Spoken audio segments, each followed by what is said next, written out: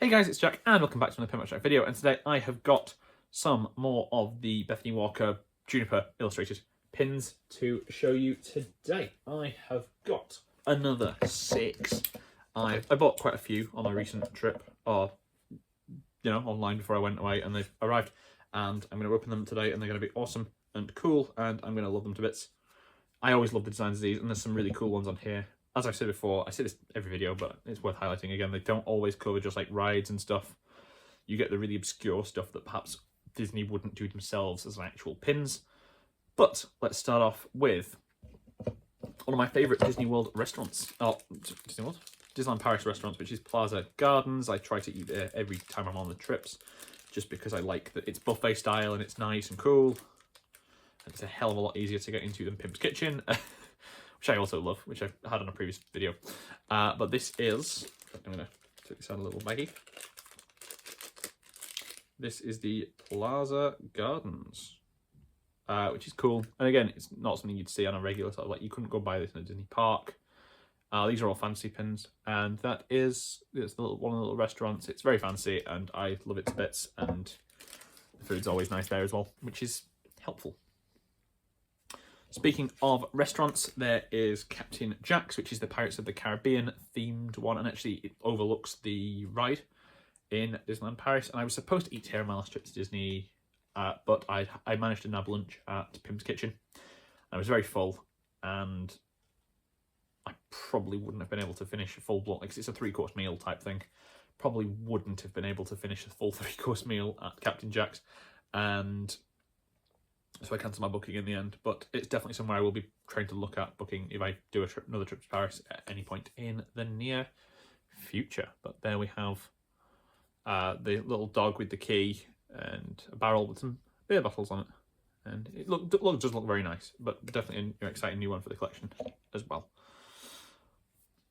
A third and final restaurant of this video. This is actually no longer there, as far as I understand it, or it's certainly no longer operational. This is 2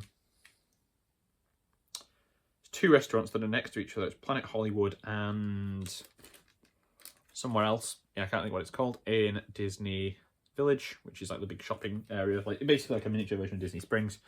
And there's Planet Hollywood in the background over there. And that is no, I don't know if it's still there or whether it's just, it's definitely shut down now, and they are looking at redoing up Disney Village. But there is the little other places, like a castle inspired one as well. But super cool, and again, it's really weird and wonderful stuff.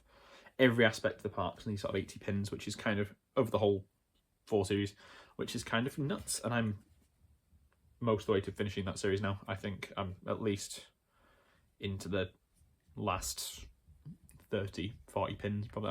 I think I'm more than halfway now. Hope I'm more than halfway. Next up is a bit of the parks that is, again, no longer there and will be getting replaced in 2026, which is the Studio One sort of entrance. It's the big sort of, you walk through, and there's sort of a couple of eateries on one side and then a shop on the other. And this is, it's inspired by sort of a big Hollywood sort of boulevardy type thing, old sort of 50s, 60s America, petrol pumps outside and palm trees and everything, and the Hollywood lights sort of thing. It's really cool. It's getting sort of a bit of a nice tidying up really whilst I'm out there when it reopens in 2026. But a very nice looking pin, a bit of history there, because all these have been done the last couple of years. So it has things like Avengers Campus and stuff on it, but nothing newer than that, because obviously there's nothing been developed really since the new Frozen ride, the Frozen Land, and the big lake that's going to open 26, 27. Another icon, though, is the sword in the stone, which I've never given a go to, but is very, very cool, and I think pretty much a staple across all the parks at this point. Yeah, nice rainbows and stuff. It's a really cool looking pin. And the last one is the maze, like the Alice in Wonderland inspired maze. You've got the half painted roses and things on there, and the Queen of Hearts castle, which is really, really awesome. But that will do for this video. If you did enjoy it, please leave a like, comment down below what pins you've been collecting recently. Hope you'll have an amazing day, and I'll talk to you all next time.